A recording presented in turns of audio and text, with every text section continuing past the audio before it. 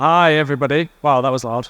Thanks for coming to see the talk today. I'm Michael, one of the co-founders and CEO of a company called Euler Labs. We started back in 2020 in the midst of the pandemic and built a lending protocol called Euler that, as far as last year, was one of the third largest lending protocol on Ethereum. And very excited to be back in 2024 with a brand new version of our protocol, which I'm going to get to a little later on.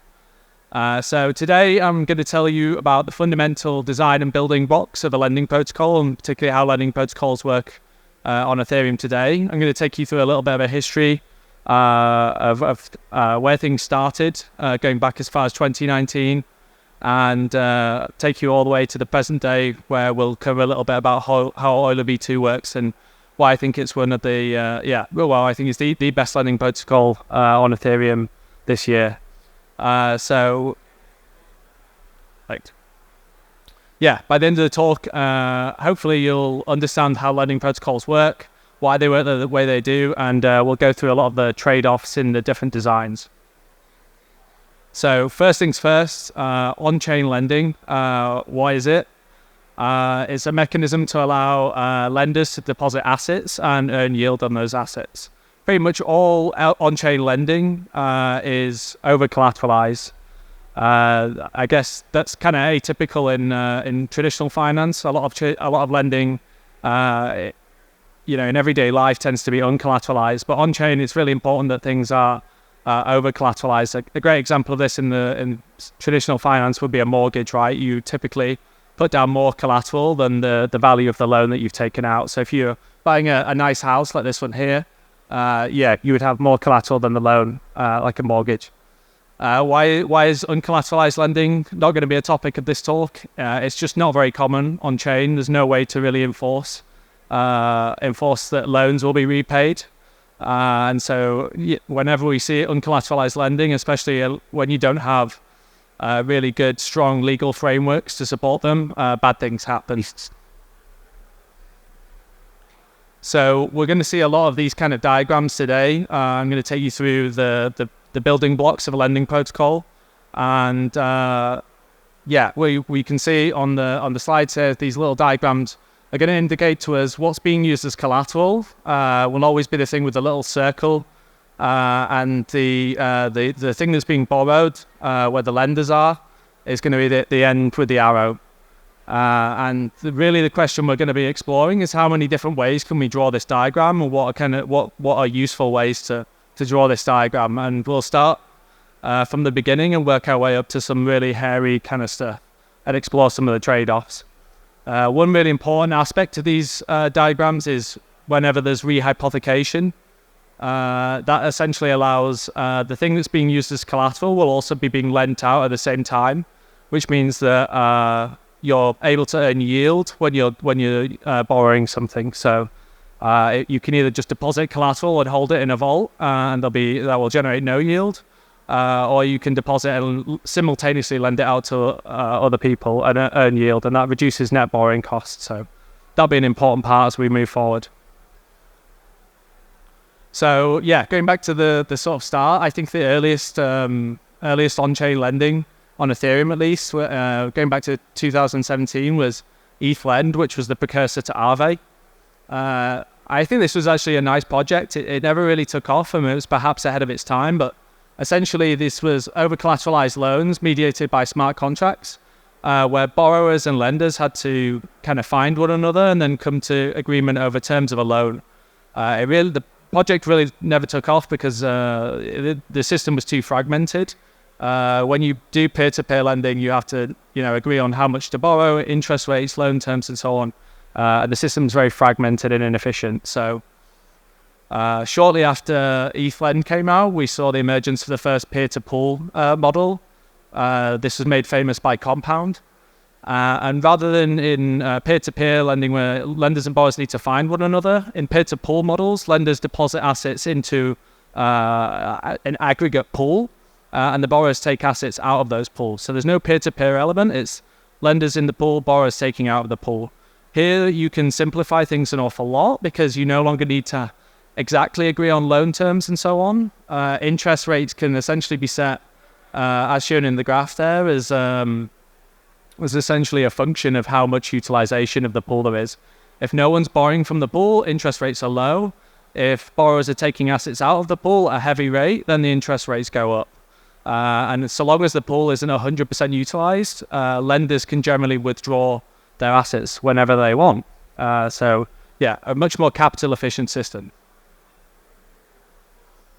So the first versions of these peer-to-pool models were what I term monolithic lending protocols. I've got some examples there. And essentially how they work, rather than having just two assets, you want to have more than one asset in the system, of course. And typically you would have a subset of assets that are deemed useful as collateral, and you'd have additional assets which would only be available for borrowing. So going back to our little diagrams there, you can see that on the left, we have our collaterals, which can also be liabilities. They can be things that can be borrowed, and you have rehypothecation. The arrows go both ways. If I take out a loan of wrapped staked ETH using USDC, my assets can be borrowed whilst I'm taking out that loan. So this is really a nice capital efficient system. But it's not great for liabilities on the right there because they can't be used as collateral. And some of the trade-offs involved here are that essentially the system is only as strong as its weakest collateral asset. If you start adding really exotic, volatile assets into the collateral set there, the entire system can collapse if one collateral asset sort of collapses.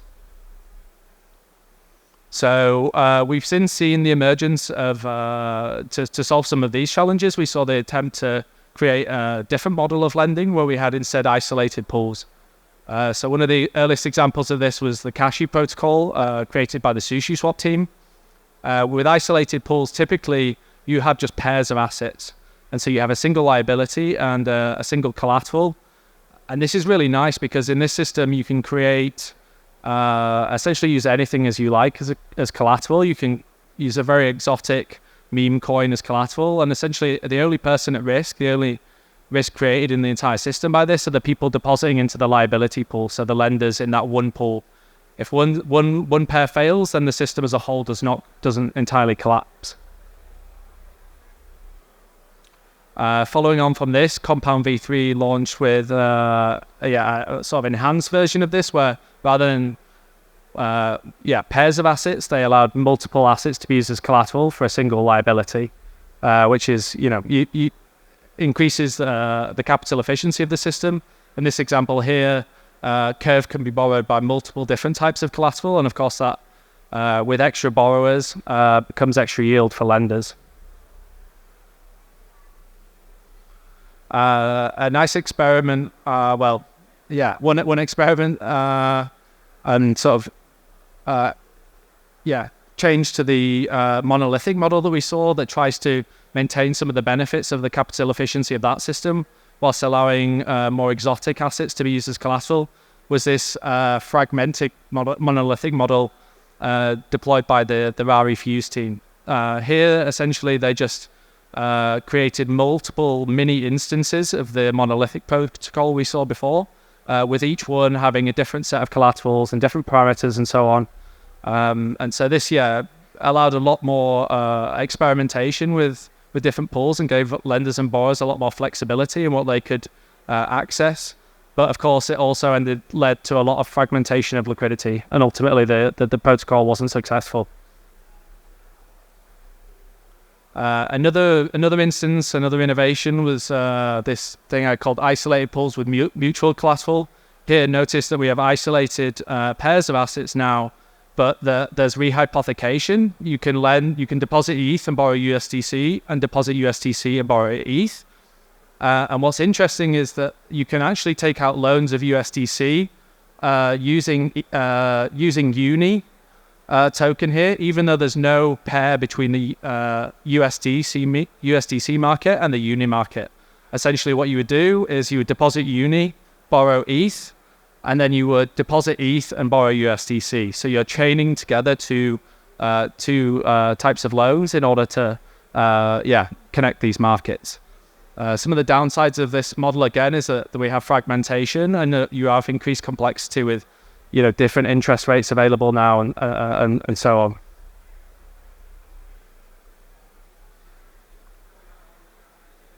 Okay, so just overall, which method's better, right? We have these kind of monolithic pools which seem more capital efficient but are vulnerable in some instances. Have trade-offs, including the riskier collaterals, and then these isolated pools. So can we call out which one's better? I had this article published recently in which I claim that there's no objective better approach here. There's just trade-offs, and actually for some people, you might prefer a capital efficient monolithic pool, and for other individuals, isolated pools might provide you the flexibility you need. So in this article, I characterized the sort of problem in terms of risk management. I'll just take you through some of the different models that I think emerge here. So with a monolithic protocol, typically you require some form of risk management that's carried out by a risk management organization, which can either be a DAO or some risk manager that's hired on behalf of the DAO. And essentially, with a monolithic protocol, there's a single risk reward that's acceptable for everybody, or that's kind of imposed on the system by the risk manager. And so, if the protocol's not providing the risks and the rewards you want, then tough, you just don't use it. Essentially, if we look at on the top here, we have the sort of different levels of risk provided by the collateral factors or the loan-to-value ratio that's available on the protocol. And we have a before and after scenario in which the economic conditions, the broader economy has changed and risk has gone up. And so what the DAO or the risk manager has to do essentially is slide the parameters down on the risk spectrum. And what this does is it takes everybody's user deposits and moves them to a lower risk state because of the broader economy. So I call it paternalistic and global paternalism because it affects everybody at once, and it's paternalistic because the expectation of users is that they're passive in the system. They don't have to actively manage their risk. The risk is being managed on their behalf.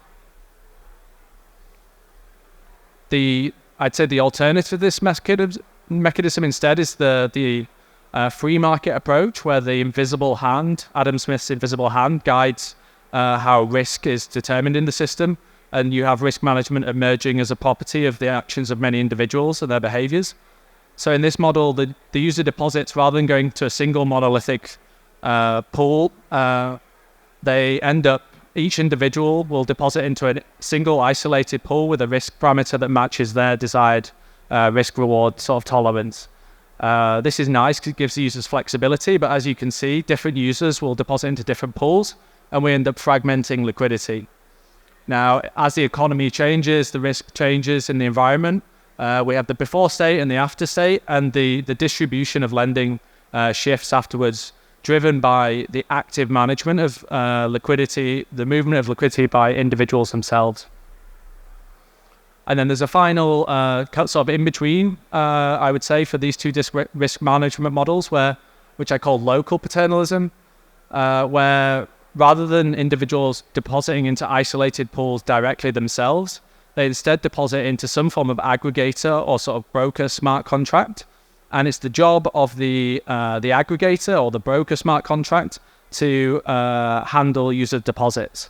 Now, it might that aggregator might decide to put everybody's deposits into a single pool, but more likely is that they'll have allocations spread across different risk-reward tolerances, and they'll manage those actively on the behalf of users. Again, this is nice for the lender. We have a return to more passive experience. They're depositing into an aggregator now, and they don't have to actively manage things. But of course, there's now an extra level of trust and reliance on this paternalistic aggregator or broker. So where does Euler fit into all of this, and what kind of risk management can we see, and what kind of capital efficiency can we expect to see on the new Euler V2 platform that we announced recently? This is the Euler.finance webpage. I encourage you all to go and check it out. And with Euler, we've created a new modular lending platform that we I think combines the capital efficiency of the monolithic models with the risk management benefits and the freedom and flexibility of the isolated pools. So let's dig in and see how it's built. We've got two major components inside Euler V2. Instead of pools, every deposit goes into a vault. These are ERC 4626 vaults, which have become a standard across DeFi in recent years. And we have a vault kit where users can create and deploy vaults themselves in a permissionless manner. And the vaults themselves are agnostic about pretty much everything. You can deploy governed vaults, ungoverned vaults. You can add upgradability. You can customize loan-to-value ratios. You can choose your own oracles. All of this kind of stuff that's normally decided for users in monolithic protocols and other types of protocols is all flexible for the vault creator. And with all these vaults, we need a way to connect them together, and this is where the Ethereum Vault connector comes into play. So the EVC is an immutable primitive that acts as a communication mediator between different vaults, and it allows it says for any given vault what its set of collaterals is. It enforces the rules around when loans need to be repaid and how loans are structured. Essentially, it works as it's an abstracted system that works for any type of loan configuration, and it really helps developers to build their own lending protocols, margin trading applications. Essentially, anything involving credit can be built using the EVC, and we're building Euler V2, the Vault kit, on top of this platform, but we expect lots of other developers of credit-based systems to deploy and interact with the EVC as well. The nice thing about these two components is that with these two powerful modules, we can recreate any pre-existing or future lending product inside of the Euler ecosystem. So this is the EVC webpage. If you want to build on the EVC, you can check it out at evc.wtf. And if we dig into the Vault kit a little bit, there's, as I said, at the lower level, if you're a developer, you really have freedom to create vaults in any way you like. But if you're more of an ordinary user or looking to come in and deploy your own vault on the website using a kind of wizard, we have three types of vaults that users can use. So we have core vaults, which resemble those that form the basis of protocols like Aave. With the core vaults, we have a structure that resembles a monolithic protocol. And these core vaults are governed typically by risk managers employed by DAOs. These enable a really nice capital efficient base for users to go in and at a basic rate of yield where things are set semi-conservatively. On top, aside from the core vaults, users are free to deploy their own edge vaults. And these are the vaults where they encourage a free market to emerge, or a market to emerge with a local paternalistic model where we have aggregators interacting with many different edge vaults and reallocating user deposits. We also have additional things which I'm not going to cover in this talk. We have synthetics and custom vaults if anyone's interested to dig into the further details. So why should users build on the EVC? There's a few points here. It's this interoperability layer for vaults. It gives lots of flexibility. So today I've been mainly talking about ERC20 or fungible assets. With the EVC, it supports the use of vaults and the creation of credit markets for all sorts of irregular assets. I think some really important ones over the coming few months are going to be real-world assets. But of course, the NFTs, synthetics, IOUs, all sorts of interesting things that people can work on. The hackathon that we're sponsoring this week is actually encouraging users to build NFT-based collateral vaults. The EVC has lots of other cool features that are slightly outside the scope of this talk. So, what can you do with the EVC and the Euler Vault kit? I've drawn this absolutely horrendous diagram to really show the flexibility of the system. You can see over on the left-hand side, we've got a constellation of core vaults, which looks rather like the monolithic protocols that I displayed earlier. Over on the very far right-hand side, we have a couple of escrow vaults. These are collateral-only vaults, where you just deposit assets. You don't earn any yield, but you can use any token as collateral with these vaults. In the middle, we've got a mixture of a sort of garbled mess of edge-type vaults with all sorts of interesting configurations of assets as collateral. And down in the bottom right here, we've got somebody who's deployed their own sort of parallel core system as well. So yeah, I realized that basically that diagram looks a bit like this guy, and maybe it looks like madness. But why is it okay? Ultimately, it's okay because it's a modular lending protocol, and the modular nature, the abstract nature of things helps provide that safety and security that you need when building lending protocols. Modules are very simple things that do one thing and do it very well, and they're testable and providing, they're very easy to test and enforce simple rules on. To just give you an example of why it's okay to have this garbled mess of vaults that we saw here, let's just look at this very simple example. Here we've got link in the center that's going to be the asset that's being borrowed.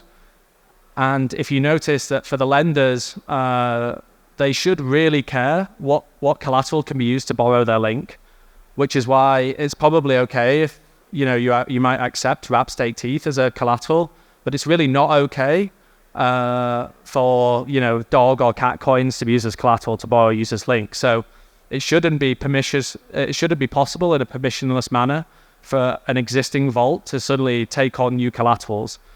Basically, any lender that's depositing in a vault should care deeply about what's already been registered as use as collateral for that vault, and if they're happy with that set, then it's safe to deposit.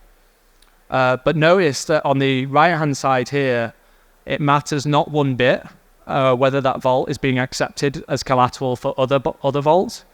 So if there's another wrap staked ETH vault that's accepting this link vault as collateral, that's fine. It doesn't affect the link depositors at all. In fact, it only ever gives them more flexibility. It means that the link that they're deposited and earning interest on can now be used to borrow wrap staked ETH from another vault if they wish. So it's perfectly fine as well for somebody to, in a permissionless manner, to create a dog or a cat token vault and specify that link vault can be used as collateral. And that's really why it's okay to do this and allow people to build up, vaults and chain vaults together. So I just want to give you a really quick example of a use case, which could be quite interesting in the coming months. This is what I call super leverage by chaining together liquid restaking token vaults, liquid staking token vaults, and ETH vaults. One of the most popular trades over the past few years has been depositing staked ETH or other LSTs as collateral to borrow ETH. And I think what we'll see in the next few months as restaking becomes more and more popular is that we'll now see restaking tokens used as collateral, both to borrow liquid staking tokens, which are now in abundance and currently not being used to lend out, but also to use as collateral to borrow ETH. And as you can see from this diagram, when you have this kind of structure, the main winners here are the ETH depositors. Essentially, the yield flows from leveraged trades among the LRTs and the LSTs, and ultimately it always flows from the highest yielding assets all the way down to the base ETH vault. And so I think there'll be lots of interesting trades that happen as a result of this, and this kind of vault chaining that's only really possible using the Euler vault kit and the EVC. So in conclusion, we've seen peer-to-pool beats peer-to-peer, but there are different classes of peer-to-pool models. There's monolithic protocols which capital efficient, but often rely on a level of paternalism that some people are uncomfortable with. Isolated pools are flexible but fragment liquidity. There are lots of trade-offs, but ultimately you can have flexibility and freedom through modularity.